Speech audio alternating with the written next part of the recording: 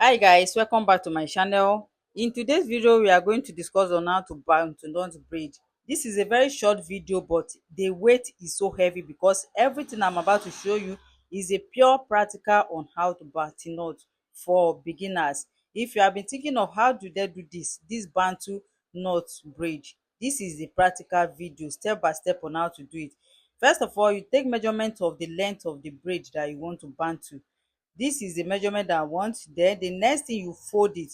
After folding it, make sure you fold it and hold it tight. Don't fold it and leave it loose. Fold it and hold it tight, and start wrapping the excess hair upward, not downward. Start wrapping the excess hair upward until you finish wrapping everything to the hair. While wrapping it, make sure your wrapping is tight on the extension. Make sure you're wrapping it tight. You can see how tight and neat this particular one I'm doing is.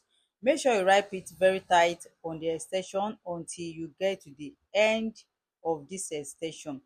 Now, after wrapping it, you have to do something so that your wrapping will not lose back, because when you leave it that way, you have the chance of losing back. What I normally do is to get my lighter and make sure I do a little burning on it. This is it. I'm done wrapping it. You can see how neat and tight it looks. When you make it very tight, this is exactly how it looks. I'll get my light and make sure I burn the excess. Yes, that particular part, I burn it with my lighter. But if you don't have lighter available anywhere you are, you can use the remaining small part to knot it. You can knot it with your hand so that it will not be losing back. This is just a simple way on how to bantu knot. If you have not subscribed to this channel, please subscribe and turn on the notification bell.